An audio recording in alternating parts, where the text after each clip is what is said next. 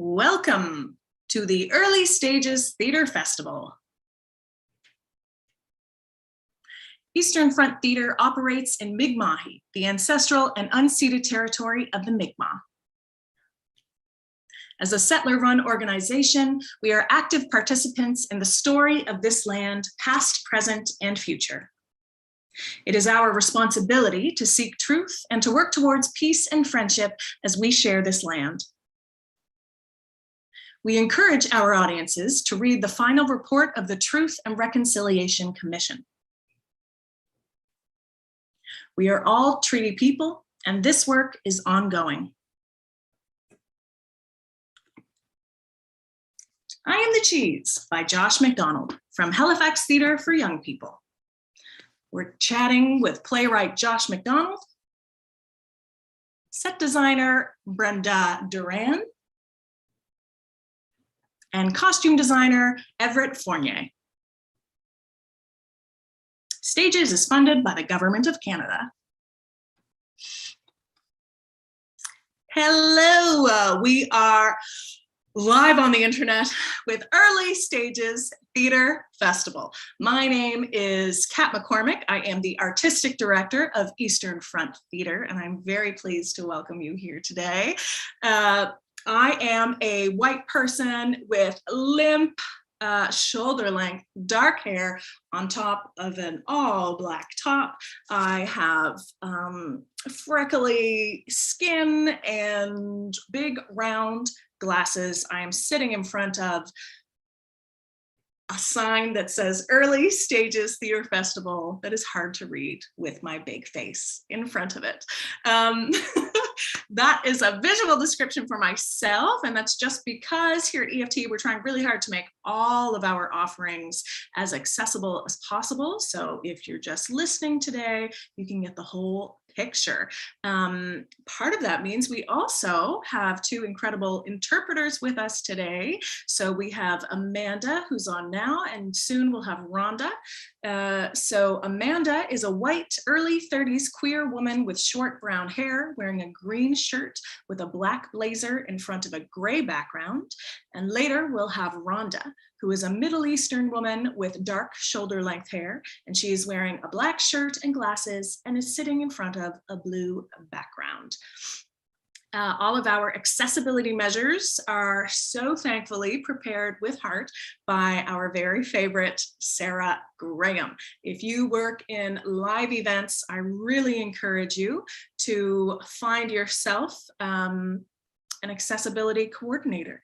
And if you'd like to find Sarah, her email is sgrahamaccessibility@gmail.com. All right, so I am coming to you live. Actually, we are all coming to you live from Alderney Landing Theatre in Dartmouth, Bunamagwadi, which is in Nova Scotia, Mi'kmaq, which is the ancestral and unceded territory of the Mi'kmaq people. We did mention in our land acknowledgement that we encourage you to read the reports from the National Truth and Reconciliation, and the link to that is in the video description. We think it just feels important to know what this land is, and it feels like there's new knowledge coming out all the time that I was not privy to growing up. So I do think like it's kind of amazing that we have the internet these days. So one, we can have online festivals, and two, we can learn more about really anything. All right, so without further ado, I'd like to invite our speakers today to pop on their videos. We've got Josh MacDonald, our playwright, Brenda Duran, and Everett Fournier. Hello. So we are actually all in rehearsals right now for I Am the Cheese at Alderney. So everyone is hiding in different corners of the building. We've been following a lot of very strict COVID rules, and oh my gosh, look at us all, yeah, with our bare faces. It feels very strange. Brenda and Ever have been bubbled, you could say, working together. So first of all, I just want to say hi. Josh, do you want to give us a visual description and say hello? Sure. Hi, Kat. I'm a middle-aged white man with salt and pepper hair and beard. I am wearing a black sweater and a colored shirt that I got for the holidays. I am sitting in a very powerful sunbeam that makes me squint in a Clint Eastwoodish manner, or at least that's what I'm going to hope. Yes, love that. Ever? Hi, I'm Everett. I am a trans non-binary person, so I use he, him, and they, them pronouns. I have short, curly hair that's cut into kind of a mullet. And I have a septum piercing. I'm white. I have some chains in my ears and around my neck. I'm wearing a white t-shirt and a beige jacket, and I'm sitting in front of the beautiful Audley landing stairs. Yeah.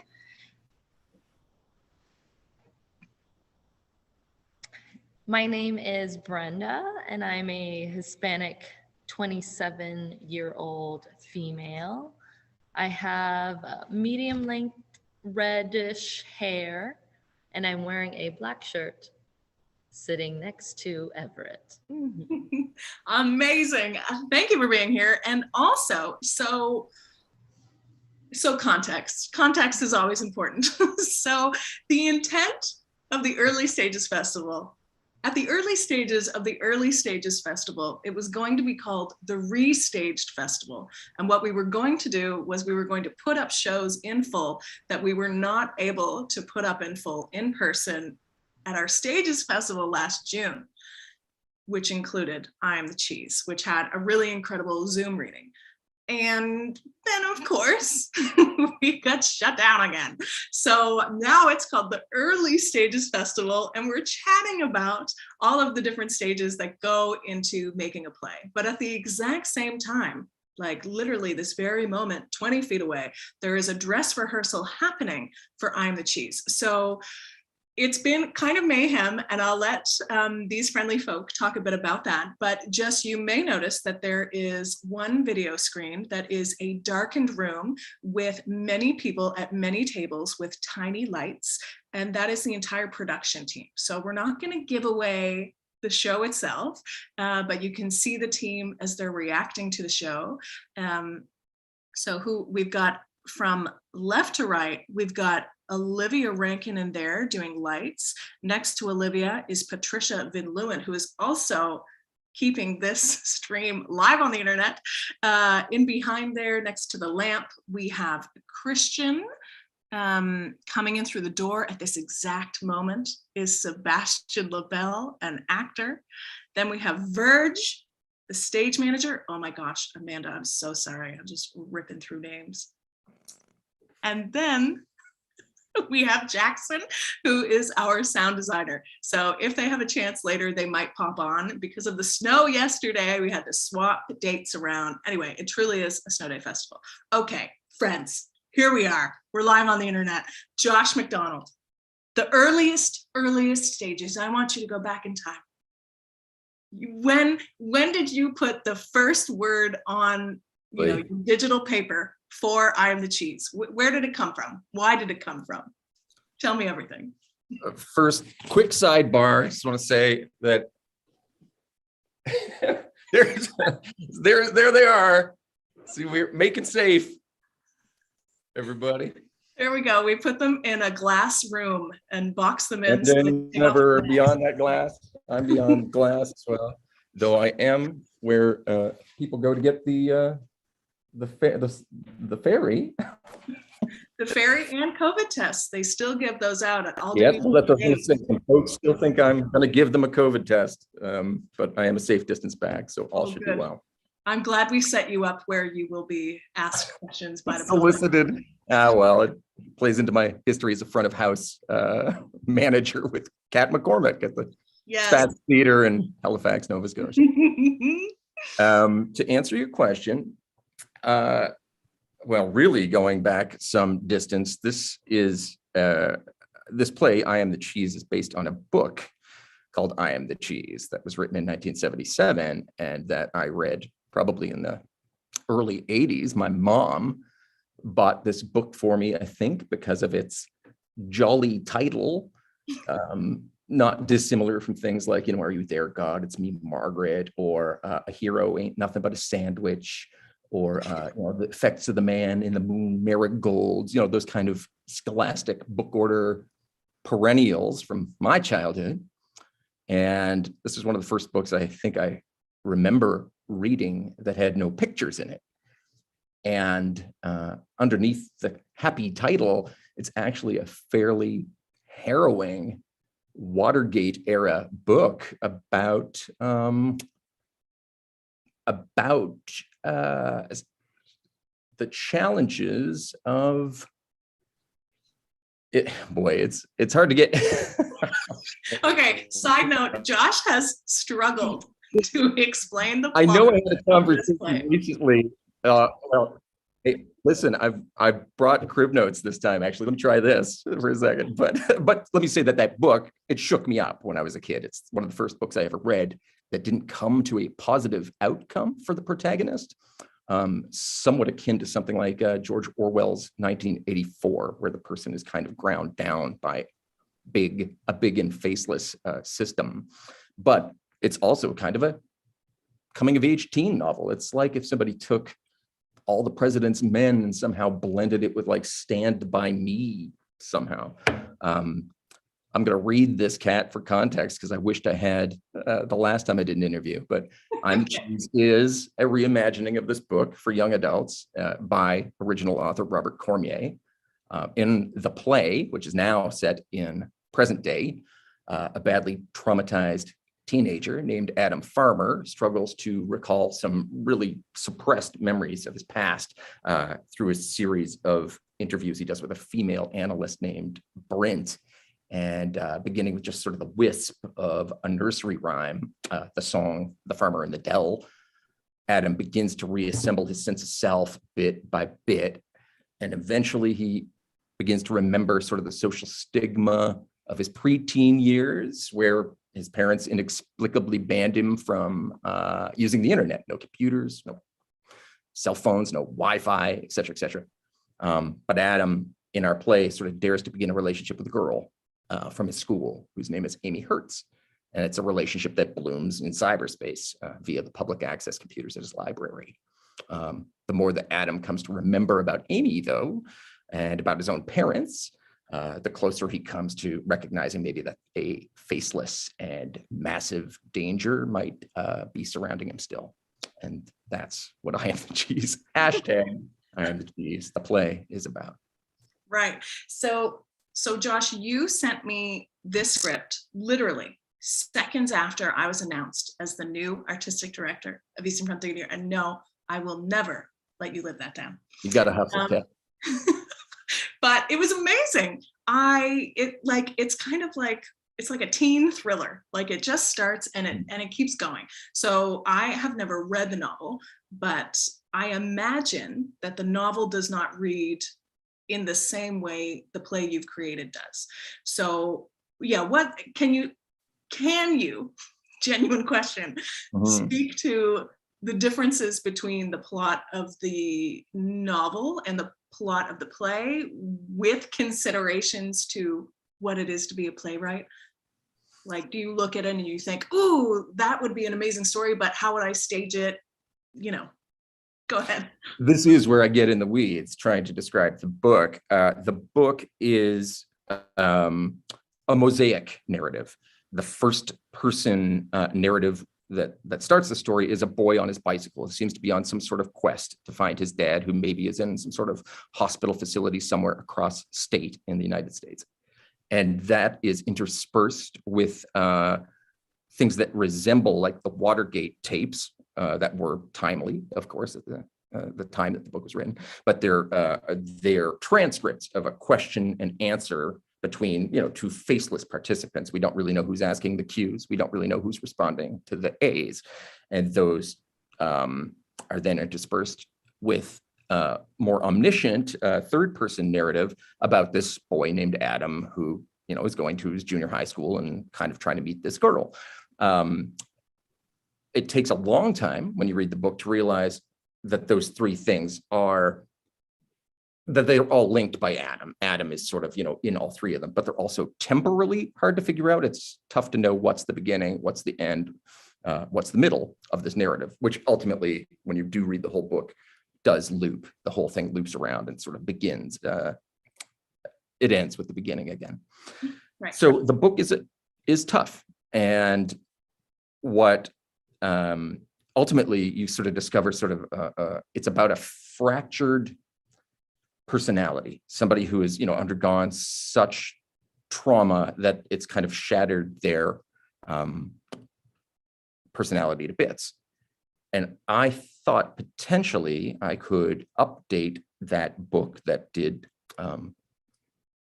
unnerve me when I was a kid to being, I could transpose it to the 21st century and make it about, instead of a fractured identity, it would be about identity theft.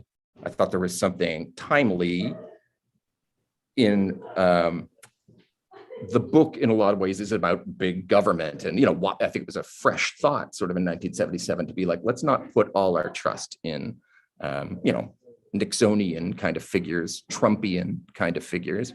But I thought we could update the play to be about, let's not willingly sort of give ourselves over to big data.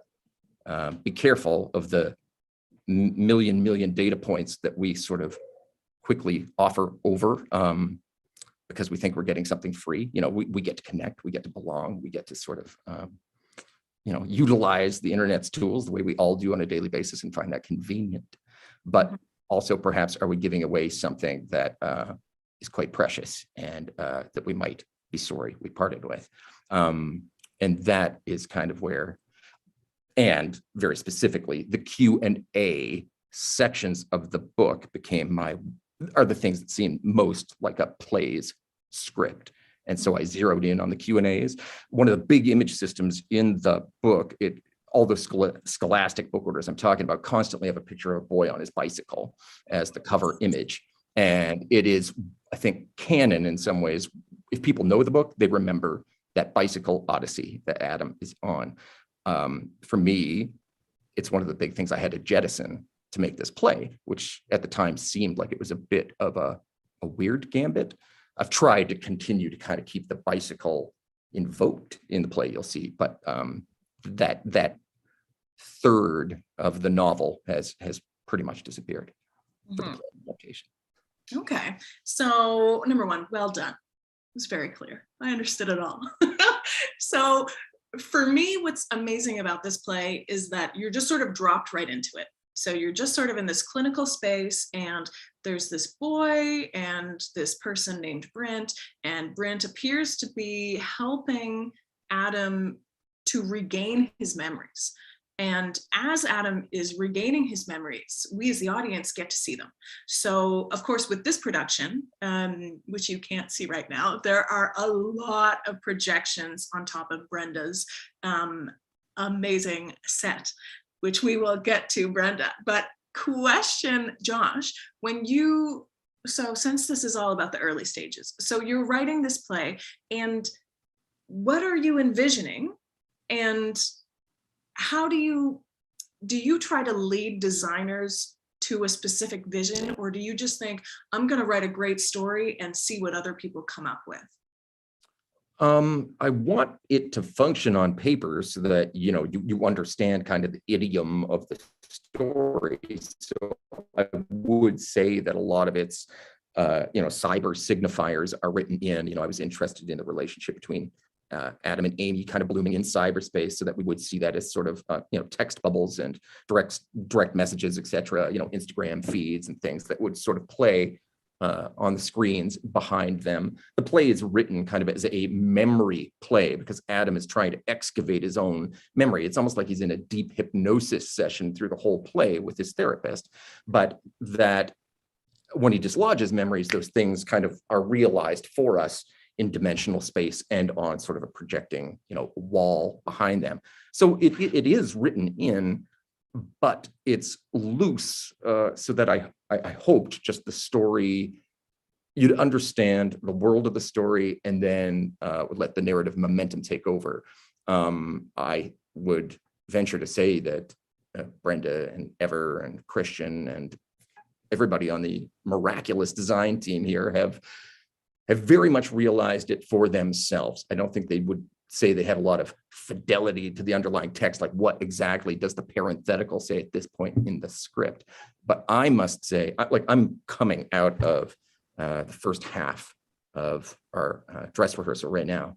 And what's quite thrilling for me is it's, to answer your question, come all the way around, seeing it, it's exactly how I thought it would look.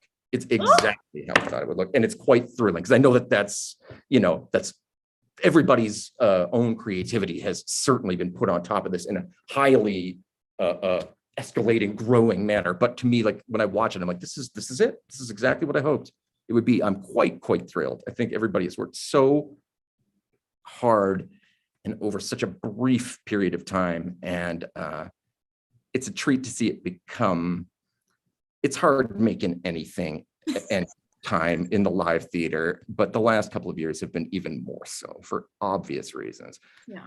And just being able to be around a bunch of other creative artists for a couple of weeks, dropping by, like my job's over, like in a way I'm the vestigial tail of the whole thing. I wrote it and it's done, but being able to drop by and watch these people working very, very insanely hard. But it's been, for me, it's been a tonic. It's been a thrill. I live 5 minutes away from here, and it's been the high point of my day, like every day for the last couple of weeks. Yay, getting that swab down your throat, you mean? Yeah, that part not so. But I do think that's such a testament to this. You got them. I'll use them. We got them. Dr. Strang said, don't hoard them. And we were like, we have literally just enough to get through this. Yeah. But I do think, like you say, it's such a testament to this Halifax for Theatre Young People team, which is being helmed by Anne-Marie Kerr, who, you know, if you're in the theatre world, you already know her. And if you don't, you've seen her work probably, and it was amazing. So I can see they were just clapping actually as you were talking, Josh. So it looks like, ooh, oh my gosh, speak of the devil and you will receive Anne-Marie Kerr. Oh my gosh, Brenda and Ever, we're gonna get to you. Do you want to unmute Anne-Marie and have a chat with us? Sebastian LaBelle, no one has requested Sebastian. So sorry.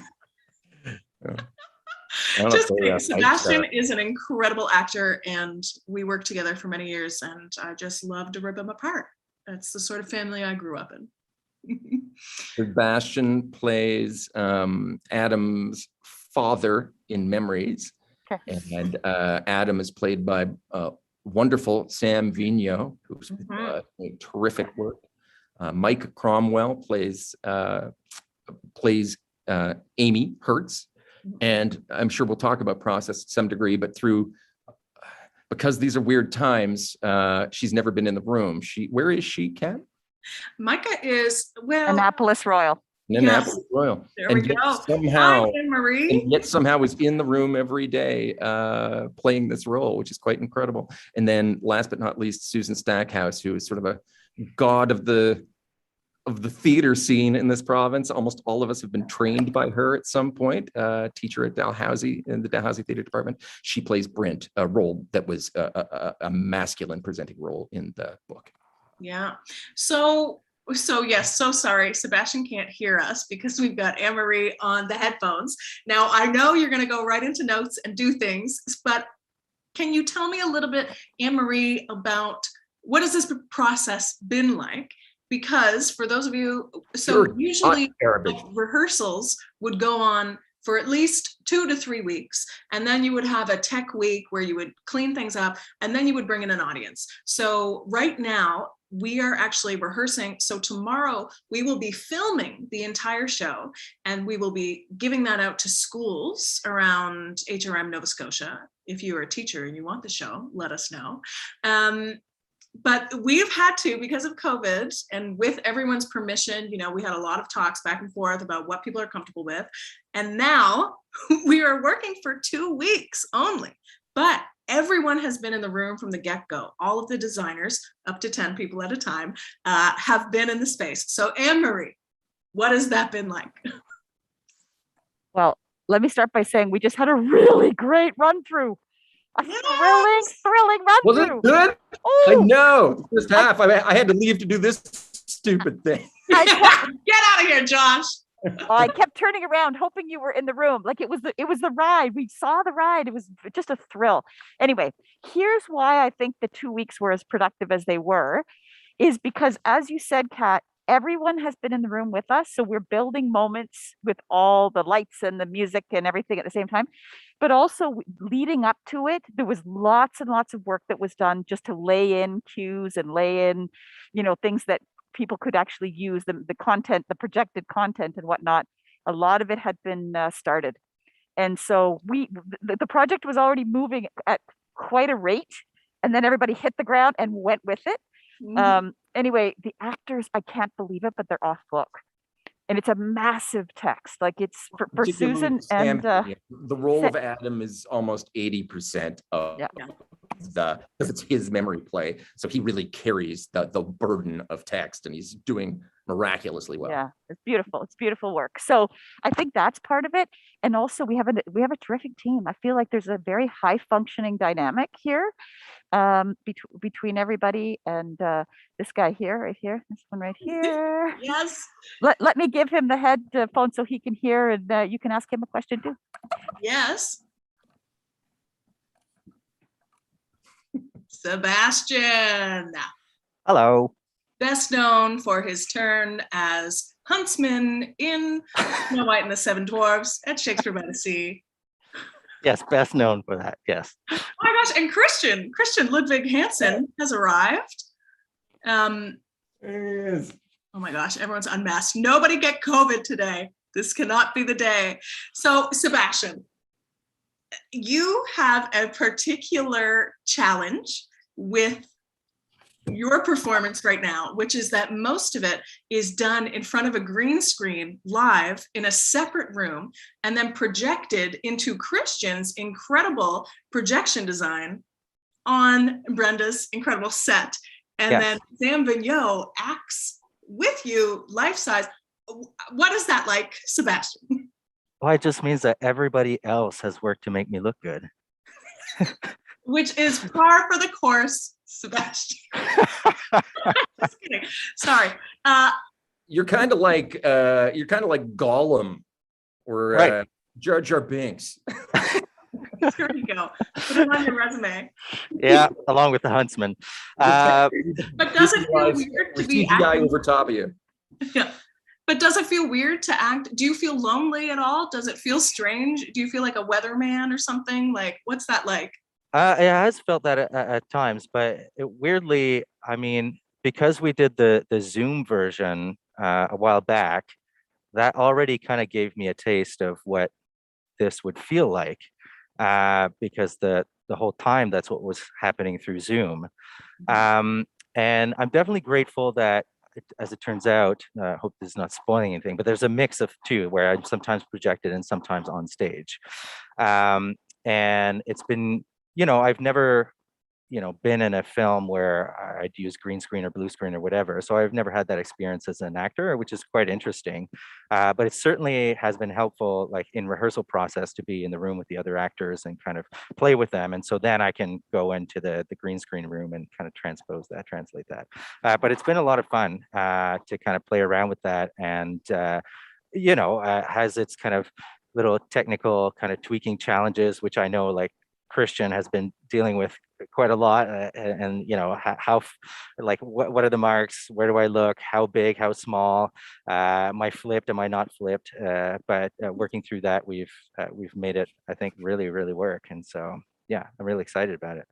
Yeah, it's the times that there have been less than 10 people, so I've been able to go in and watch a little bit. It's been amazing as an audience member to see. I actually don't think I've seen that before. I'm watching your live performance, but if I didn't know where you were in the building, it's kind of shocking how quickly I adapt to thinking you're in the space. And then suddenly Christian takes you out and you're gone. So actually, Christian, do you want to tell us a little bit about the problems and successes you have found? Have you done something like this before? I mean, you tried it with stages last year on Zoom, but how has it been for you? And have you slept? Are you okay? Very little. No, it's been a really positive experience overall because I've done. Oh, this is the fifth time I'm doing a Zoom show. So I definitely have had lots of experience making the mistakes before. So this time it's actually worked out surprisingly well, I'd say. And the programs that we use are more consistent this time around than before. And actually having Seb in the building in another room is like this quasi Zoom setup where we don't run through a computer or anything. It's just a microphone with a monitor in the dressing room and then a camera that goes straight into my computer. It's a lot better from the tech side of things because it's so much snappier and there's way less things that can go wrong if you don't send the footage through the internet first. So. Mm-hmm. So with that being said, we do have one of the performers is performing from Annapolis Royal. What is that like to try to wrap your head around? I mean, just the amount of physical cords we've needed is shocking to make this all happen. That's more of a challenge for sure. And Anne-Marie, what's it like to direct 4 people, 2 of whom are in front of you, 1 of whom is down the hall, and 1 of whom is across the province?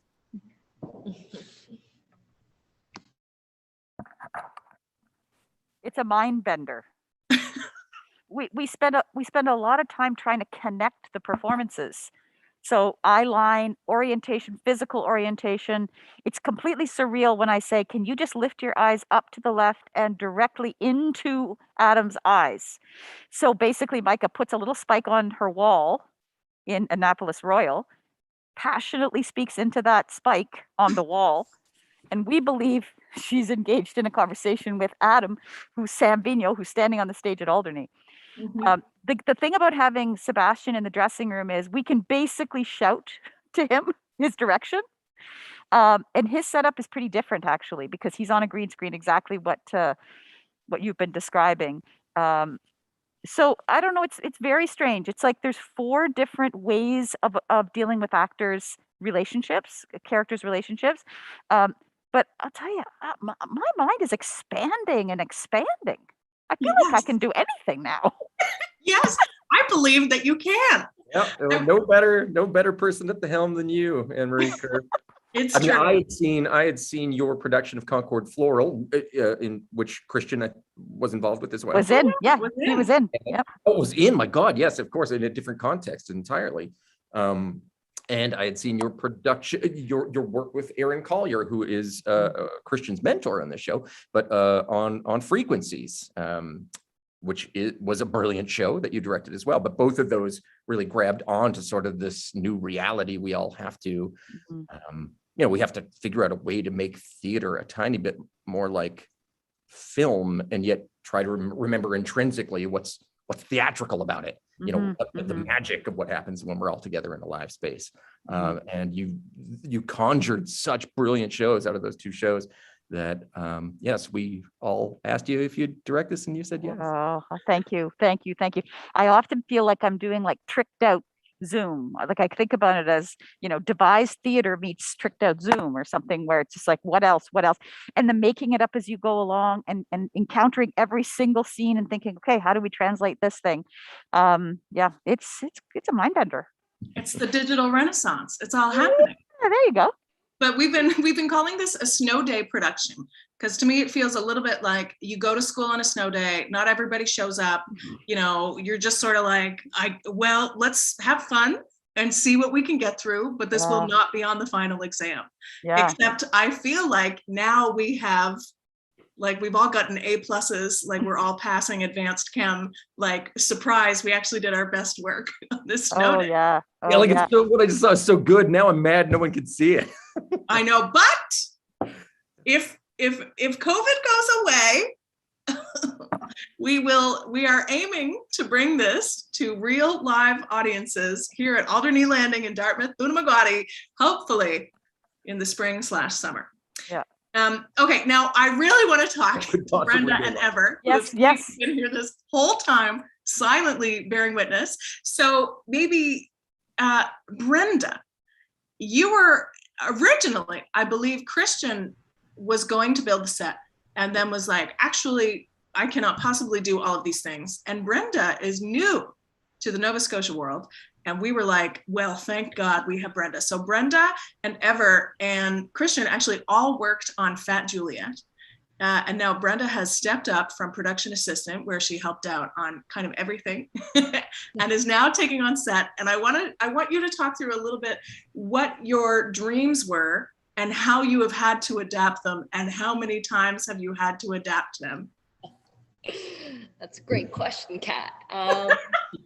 Well, it all starts when Christian asked me to jump in, literally right in the beginning, middle-ish. It was right after the Zoom thing happened, so I just got pushed in, and there was a completely different design, which one day it will be possible. But as we went down the line, and as COVID changed things for us, for me, it became a race against time, trying to get something up that was gonna actually serve its purpose for the show. So, can I show my screen? Because maybe Yes, share your screen. a little show and telly. Oh my gosh, I should have brought the maquette in. Oh, I've got something better for the next time. Bye, Emery. There is still a real rehearsal happening at this exact moment. So there we go. We can see Verge waving in the room. Hi, Verge. Verge is our amazing stage manager. I think that's it. Yeah. Okay. Oh, Anne-Marie has gotten the maquette. There we go. Is this what they see? Yeah. Is this what you guys see? This is what we see. Okay, so Are you seeing Brenda's presentation? We are. And Brenda, if you can zoom in whenever you really want to show something off, oh yeah, that would be the best. 100%. So of course, like any designer, we always start with a mood. So this was essentially my response to reading the script. It was colors, it was the vibes, and it was also what are those elements inside of this space that we're playing in that would help aesthetically please the eye. So what I wanted to talk about too, oh, and there's also this as well. So this paper little origami was actually what Christian presented to me. That was the conversation that Josh and Anne-Marie had about the first draft, I guess, for the stage. And it was so interesting to me, and I really, really wanted to do something like this. But I think what we ended up coming out with was something even better, and it also ties back into this shape. So we talked a lot about using the scrim that Eastern Front Theater owns and how we could use that.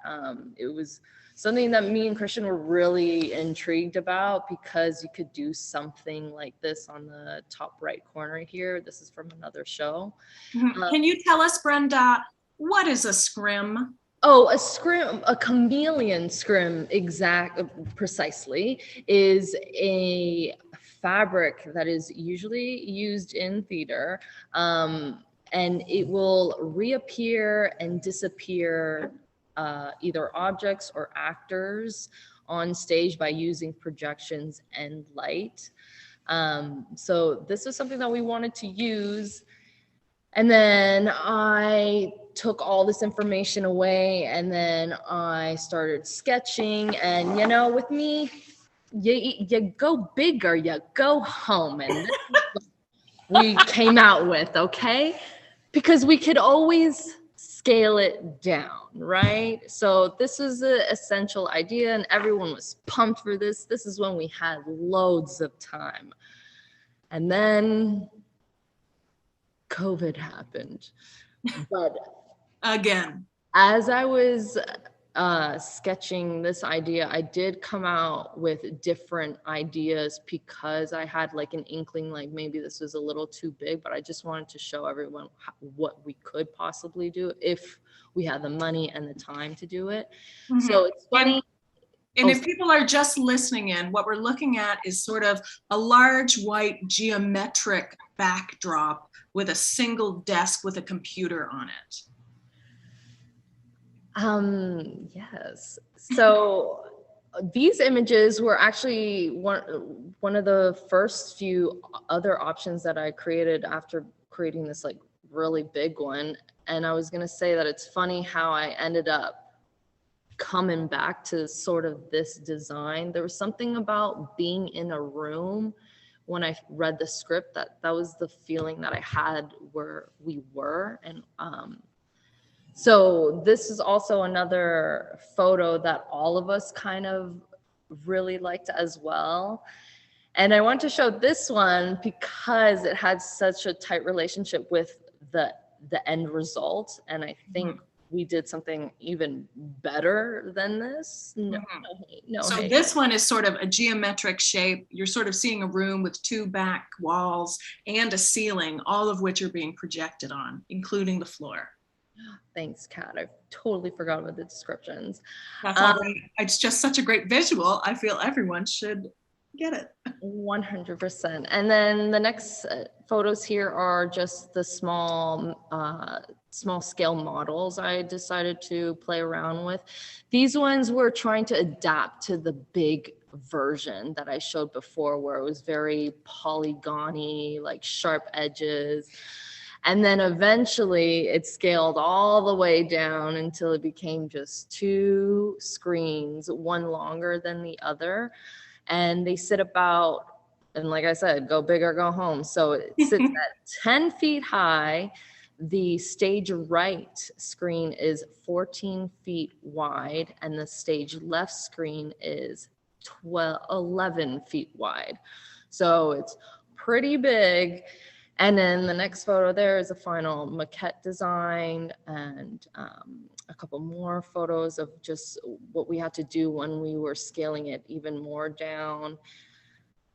And then some draft photos, and then designing it in a way that it would become, one, sustainable, and then two, tourable. So this photo that I'm showing right now is actually the PVC piping all connected together, and everything's been labeled so that the next time somebody else is building up the show, all you got to do is connect the letters to the numbers. And then, am I allowed to show this? The final You already are. I mean, you don't really know what is being done with the screens, but this is eventually, this is the end result, and it's been a crazy ride. Like I said, I've been racing against time to build something this big, and it's been 100% worth it.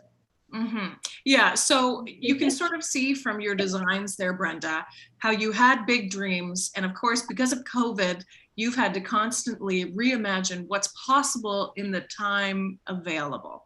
But I do think that you've ended up with something like quite, it's big impact. You went big impact. You did not go home. And it's so simple in the end, because I almost felt like in the end it was just gonna be 1, 2, and it works, and I can't wait for it to actually be shown up in June with a real audience.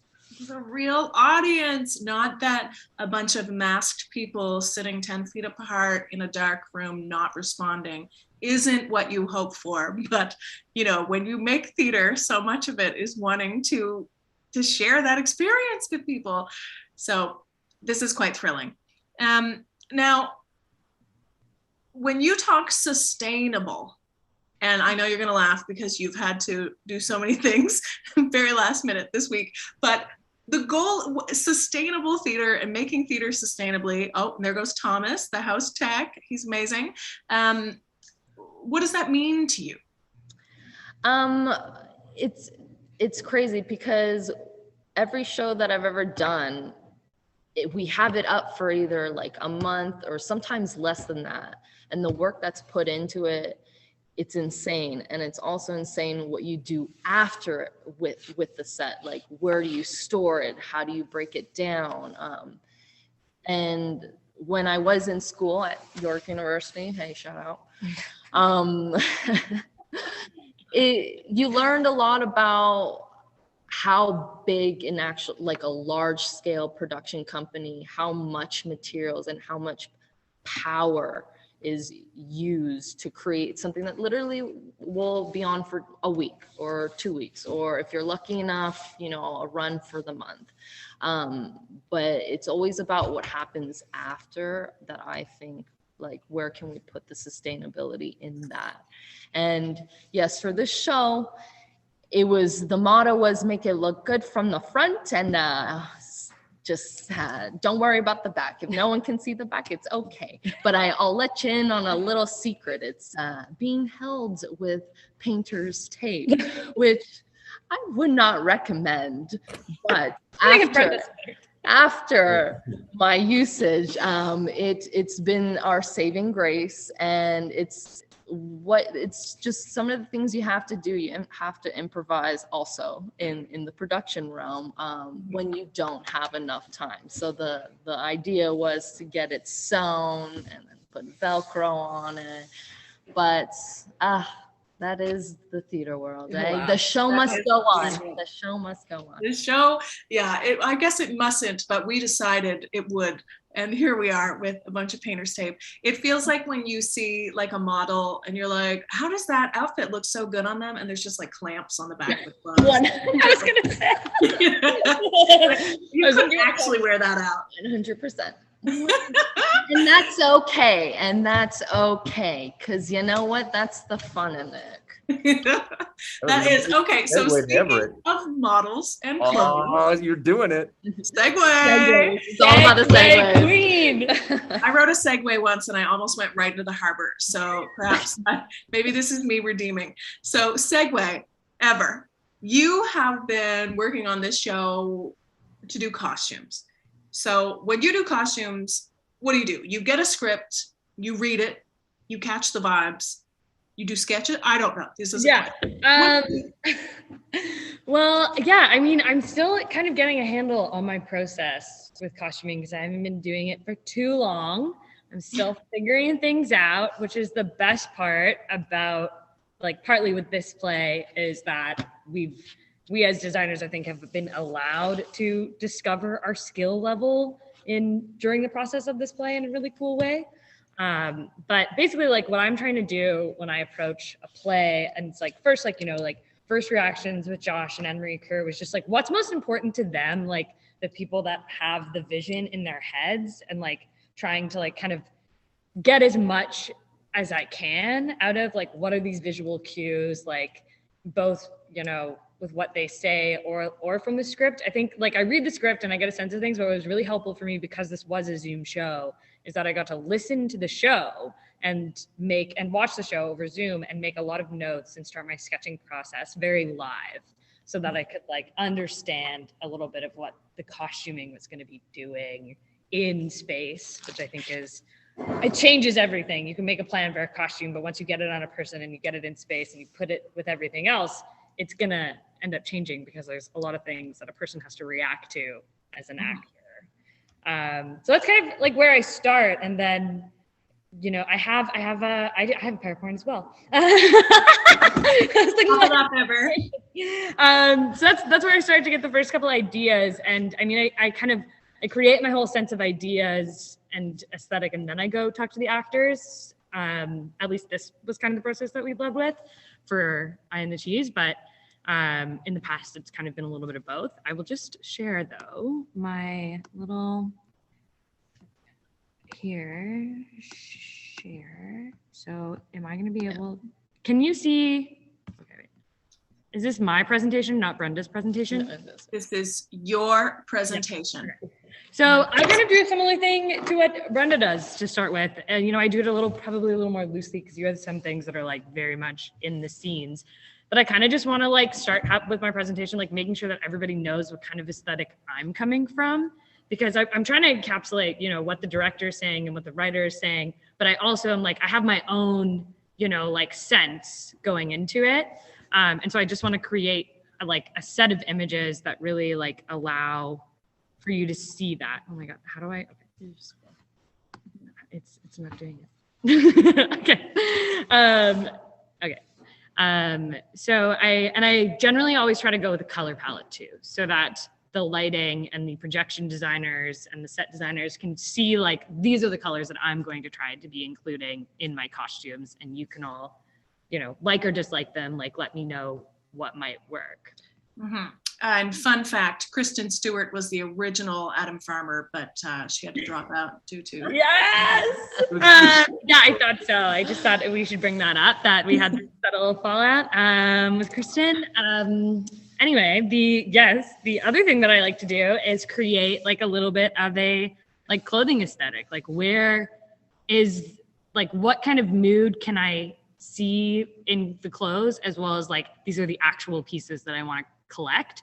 And so I like to create a list and then grab some like images. Like this first one is more of like, this is the kind of mood I want to set with the clothing, and this is the actual pieces for the garment. And this is all for Adam Farmer's character, obviously. And then I, you know, kind of do a similar thing. And something else that I like to do, you know, and for BRINT specifically, because, you know, this character holds, I think, a lot of power in the space. And I wanted to make sure that the costume for BRINT could be both like powerful and comfortable and all these like, you know, components of creating a power suit, but also for stage, you know? And something else that I really like to do in my approach is I'll go as far kind of conceptual and like ridiculous as we could go, and as simple. Go big or go home. Yeah, go big or go home, but in the clothing, you want to have a little bit of everything, I think. And so like this like costuming on the left here with like the big cross jacket. Yeah, actually, I should describe a little bit of these anyway. This kind of like cross power. So the power, these images here are like 3 images. They're all suits. But the first one is kind of like a power suit with like a big diagonal opening, so that the actual closer for the jacket is like on the shoulder, and it's very like futuristic looking. And then the other 2 suits are like much more streamlined, much more simple, but very like stylized and form-fitting. So that was like, you know, some of the big inspos of each of these characters is just trying to encapsulate who they are and how best to tell their story through their costuming is kind of what I do the most, is that I'm just like, how can we get information about this character without this character having to say anything about their clothes? Yeah, so this is just like a little bit of everything. We have, you know, Amy's costuming, which was all inspired by just being like the coolest girl in school. That was how I was picturing her. So it's all just like high-waisted jeans and like Letterman jackets and like cool band shirts. And so Micah's costuming, we actually had to, like, Micah's costuming has to be from Micah's own wardrobe. Yes. Because Micah's not here. And so it's been a really fun process to just talk about styling with Micah and just be like, what feels the best to you in the amount of information that you want to give about Amy that we don't get to know about Amy is like what I would like for you to do as your own costume process. Because at the end of the day, it's kind of all up to Micah. And then the last one is it Mr. Farmer, who's my favorite costuming because I love dressing like a farmer. So I love dressing somebody as a farmer. And you know, like all the costumes don't look exactly like this. Like it all has to like change and end up at different, like it all ends up at different points at the end. But like the fun parts about talking to each of the actors is just seeing where their comfort is and what works best for them. And that's kind of very central to my process, is hearing what they want out of their characters' costuming as much as the vision that we have as a collective. Yeah. And so like, oh my with COVID, you know, we went to great lengths to make sure we understood what every person felt comfortable with. Yeah. And it really did feel I mean, now it feels like we know what's going on with Omicron and the Autobots, etc. But at the time, you know, we really were like, we don't know what we're stepping into and what are we going to be comfortable with, and making sure that, you know, whoever is feeling the least comfortable, that's where we're all going to. So with that in mind, you know, usually, you know, as an actor, your costume fittings, you just kind of stand there in your underwear. People poke around you real close, and It's not something that I do as a costume designer. Thank you. It's a new world. Things are changing. I remember in my day, that was always like, what is this? Thank you. I don't need Spanx. Maybe I did. That was their choice. But how do you do that? How do you handle that when we're trying to stay 10 feet apart? What have the fittings been like? And has there been more collaboration with the artists because of that? I mean, I know certainly with Micah, you know, wearing her own clothes, but what about the other three? So kind of what I do this in my practice in fittings anyway, which is something I'm just trying to really get in the habit of, is just like talking a lot about talking about bodies, being in personal space, consent to touching someone when you're doing a fitting, because I think it's just very important to make people feel comfortable. And it is a more intimate space with somebody you don't necessarily know, because they're coming and they're pinching things to figure out what fits, and fixing hems and stuff. It can be kind of already maybe closer than your comfort anyway kind of process. So a lot of it has just been conversations about being you know, can I be in your dressing room? Can we just talk? Can I give you direction about you know, if you want to do this hem yourself, I can give you the pins and I can tell you exactly what to do. And just having a lot of conversations with everybody's levels of comfort, as well as just making a practice of talking about these levels of comfort. And, you know, I still catch myself having to remind myself to still do that, even though we've been doing this for so long. And so with you know, with Susan and Sebastian and Sam, it's all been we edited things down a little bit in terms of what the costuming, you know, the set. It was just I wanted to make sure that they could be in their most comfortable things first, the key parts of costuming that end up being something that I think the actors need to work in the longest is shoes. I kind of wanted to be I think everyone should just wear their shoes, and we can just work with your shoes that you like, and it can, you know, we can go from there, because footwear is very important when you're walking around the set all day long. And God then bless you. and then from there, it was just a matter of what do I have? What do you have? What can I go look for? But we want to fit inside this aesthetic. And a lot of the times it'll be me buying something and it completely not working, and the actor being well, I have this thing that's kind of okay, and it being the perfect thing. It's you know, I don't come from so much of the costume designer background. I come from an artist background, so I'm so used to being oh, we're just going to flip it around in this, I'm going to do this kind of cheap solution. But sometimes those solutions have more beauty to them because they end up being so personalized. And so that's kind of more the painter's tape of the costume. Exactly. That's people that want to hire us. Don't listen to this part. Yeah. Don't knock it if you haven't tried it. Yeah. Hire them all. Yeah. So what's wild is that, you know, usually it's you know, you rehearse and you rehearse and you rehearse, and there are no there's no tech, there's no design, there are no costumes. And then suddenly, for one horrifying weekend, everyone comes together and they never leave and they don't sleep. And as the actor, suddenly there's projections in your face, and usually you're given 8-inch heels and a dress and a purse you've never touched in your life. And you're go do everything you've been doing for 4 weeks with all of these new, you know, burlap pants.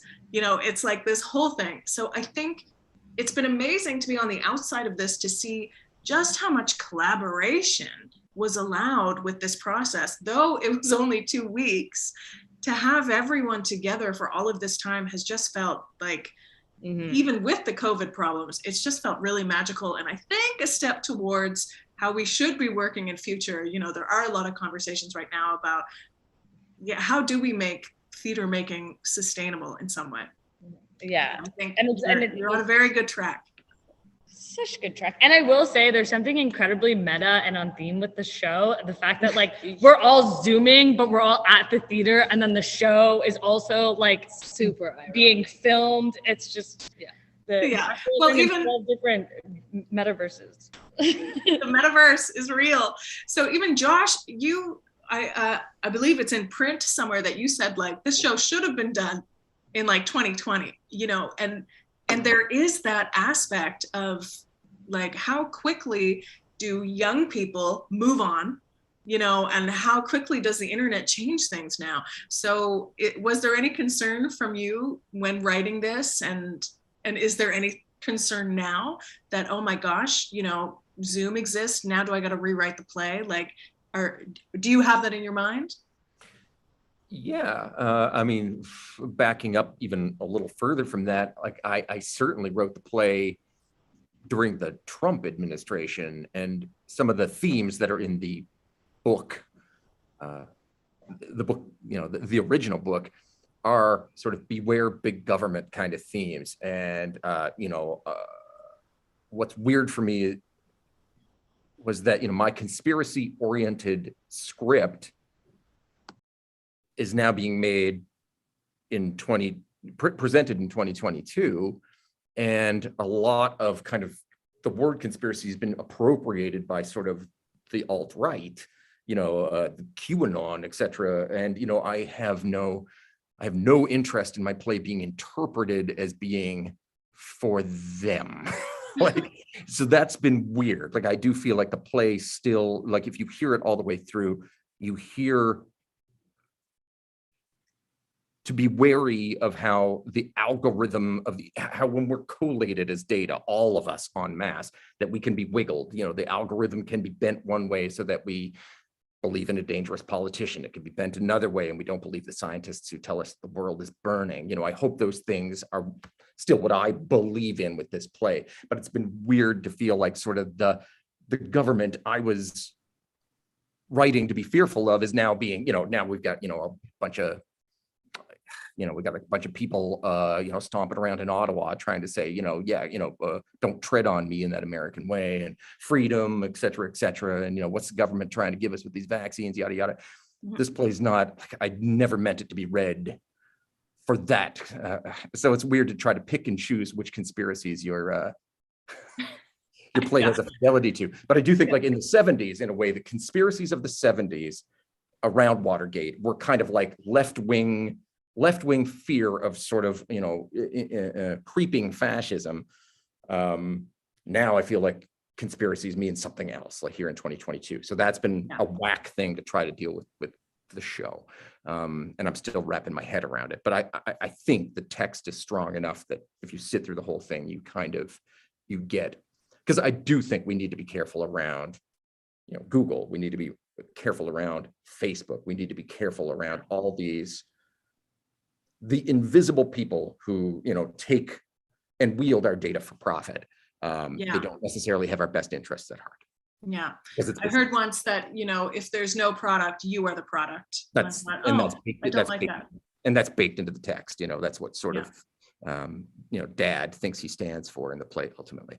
So anyway, that's one answer to your question. But then boiling right down to sort of how do the kids communicate with one another? You know, I know that I'm using sort of internet slang that is probably has a pretty quick sell-by date. You know, the simps and the the AFs of the text and stuff will probably not work in another year or two. But that's why I was like, let's do it now. Yeah, well, I mean, I think that's why we're so lucky that, you know, this team here that's been assembled, Brendan ever included, are so young, you know, and but even they, you know, we were doing Fat Juliet and we were doing this play about teenagers, and they're sort of like, here's 10 years older and 10 years older than that. And even, you know, there was part of that play where I always thought there would be a laugh. And one day Christian said, oh no, being left on red is very difficult for a teenager. Like that is no laughing matter. And I thought, that's right, it's all changing. But I think having, these sweet little young bucks in here to keep their eyes on it is amazing. And now there was a question for Anne-Marie. Anne-Marie's no longer here. I was going to say a little bit of permission structure from myself. I hoped as well, though, is that the character of Adam as presented in this play is something of a digital babe in the woods. So yes. if if his slang isn't the cutting edge slang, that's correct. Yeah. He's sort of like a baby fawn in his first day, in the digital world. Yeah. And speaking of him, it's a play based on a novel for young adults. The protagonist is a young adult. But this play to me does not feel like theater for young audiences. Like it kind of feels to me like it's just for everyone. But I wonder, Josh and Brenda and Ever, do you have any thoughts on it? Does it feel young? Does it feel like it's for young people only? What is it like working on a TYA show? And did you at any point take that into consideration when you were making things? Or was it just like, no, here's the story that I'm working towards? Yeah, no, I thought about that a lot too, because when we talked about it quite a bit. When we worked on Fat Juliet, that day that high school audience came in, it was really fun. The most validating thing that could ever happen to that entire team. Because if you're cool with the kids, with the teens, you're just cool in general. Okay? Yeah. So if kids, you were very cool that day. Yeah. So if kids find it cool, I feel like anybody would find it cool. But yeah, it's one of those things where you're like, yeah, I can invite anybody to this show. I think so, because they would get it, because we're all we are a lot, I guess, involved in, oh my god, now I'm stuttering, but we're involved with different streams of media, social medias. It's hard to find people who are completely off grid. Because if they are, you really don't know them. Yeah. Well, even Josh didn't even have a smartphone until I love that. 2 years ago. And then you just get caught in. You want to be in with the crowd. Yeah. And also it's a good way for all of us around the entire world. I always think it's so hard because in a way there's so many evil things about it, but that's the only way we can all stay connected, all over the place. The global village. The novelist, when this guy, Robert Cormier, who wrote the book, was an American journalist and then a writer for young adults, secondly. And I feel like his voice was always very unsparing. He sort of did not sentimentalize or talk down to kids. He kind of really hit his target sort of between the eyes. The books he wrote were brutal, but seemed honest, they seemed true. Yeah. Therefore, no pandering.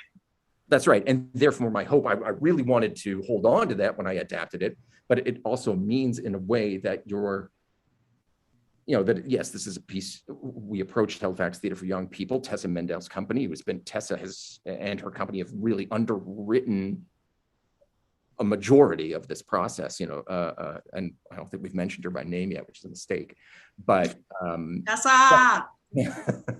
But it being so willfully, it was theater for young adults, but we always hoped also it was just a universal story, hopefully, well told, that, you go to the movies sometimes and the movies are rated general, but because it's general does not mean it is not also for, a 4-quadrant audience, as they call it these days. It should be something that everybody can access. And I think, the paranoia can be a tasty suspense.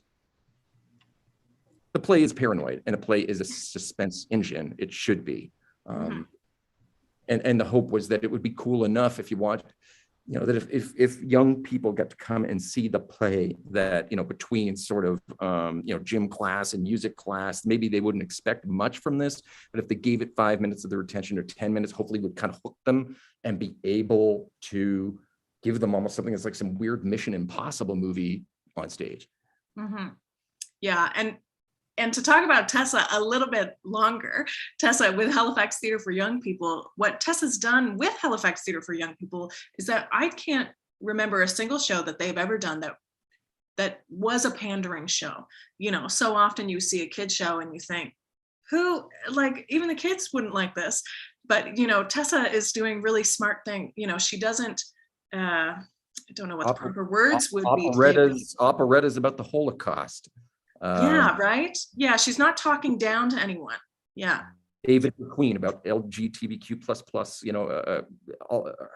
what else? Hannah Moskovich's oh my gosh, I remember watching that one. That one cut right through my soul. Yeah, I think, she's doing highbrow work for young people. She's respecting them as genuine humans with their own thoughts. And I mean, that's why it's so cool that the show is happening.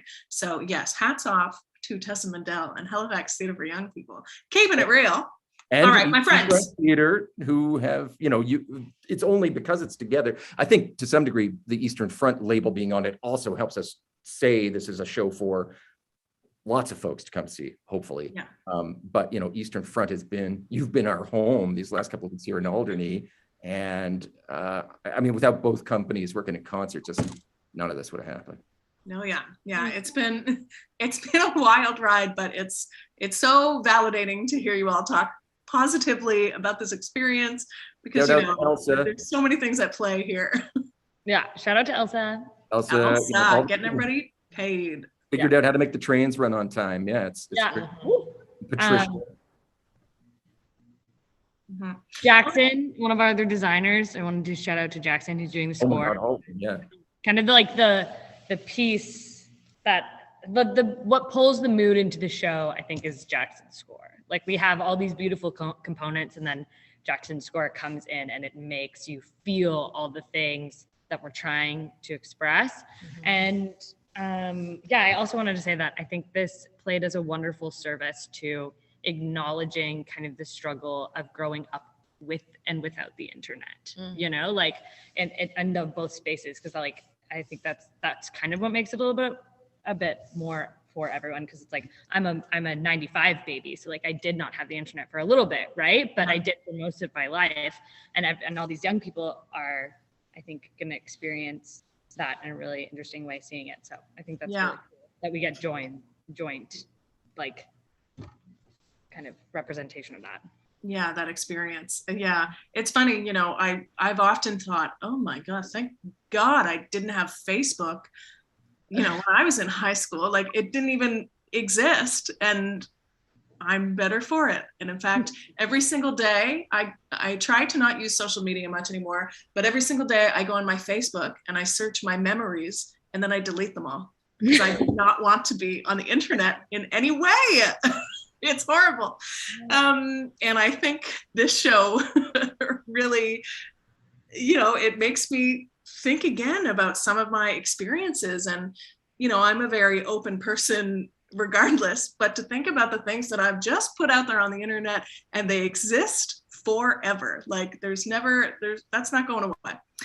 So on that harrowing thought, can I chime in for a quick sec? Yes. I should still be harrowing, but I'd say that, so the first people I approached were Halifax Theatre for Young People and Tessa. And Tessa, I don't think she actually read the book, but she read its, Wikipedia kind of summary and saw that the ending of the book was fatalism. I'll give it away because it's the end of the book, not necessarily the end of this play, but Adam does not prevail. Like I said, it was what affected me when I was 12 and I read it.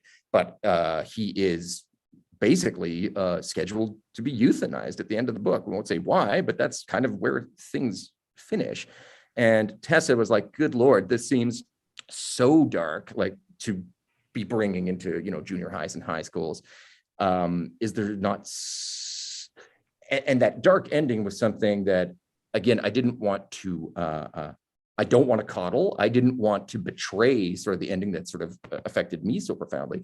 But also, I think we've all become so cynical or helpless feeling around, technology questions, or sort of, how much are we being controlled, not controlled by forces larger than ourselves, et cetera.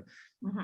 Tessa was like, is there some way you can take it one step further to let Adam potentially wield the internet? Can he use the powers that are here that can be positively, he gets to sort of maybe in our play strike something of a operatic decisive blow, a melodramatic decisive blow, but maybe it makes him have a little bit of agency with the tech that he's been a cat's paw to for the whole play, making him not dissimilar, I hope, from some of the young people who during the Trump administration were trying to talk about gun control in schools, the Greta Thunbergs of the world, et cetera, who are fighting the good fight with the exact same tools that can be used for ill quite easily. So, like anything, it's not black or white, it's a little wash of both. We can wield this tech well, and we can wield it poorly. But anyway, Tessa's encouragement to see if I could take it one step further, not betray the book, but maybe leave on a more empowering statement for young people. So it wasn't just a play written by a middle-aged man that says, like, the internet's bad. Yes. Although I would watch that one-person show starring you. The internet is bad. No, I think, the way you've handled it, and in fact, the way it's allowed the design team to have a lot of fun, I think the ending is really quite thrilling. I hope this doesn't spoil anything, but it's Adam in the end starts one of those recipe blogs where you have to scroll for like the bottom. Okay. You have been so amazing to chat with me today. Brenda, Ever, Josh, we saw Sebastian, we saw Anne-Marie. We didn't get to talk to Jackson, who's doing sound, or Olivia, who's doing lights. And there's so many people here. Ryan Wilcox, who's been running around helping everybody. Walked past a little bit ago. That's when I had my mask on. Yes, yeah. So it's been quite a team. Patricia Van Leeuwen, production manager. Oh my gosh, so many people. Birch! Birch! We did see Birch just slightly, our stage manager. I mean, it just really is a very cool team. And, in the world where everyone was coming in to see a reading version of this in that sweet rotunda is a dream in the wind. But hopefully people will get to see this show within the year. So wear your masks, get your vaccines, and let's keep living our lives. Thank you so much for being here today, friends. I will see you in a second. Yay! Thanks, Kat. Thank you. Bye.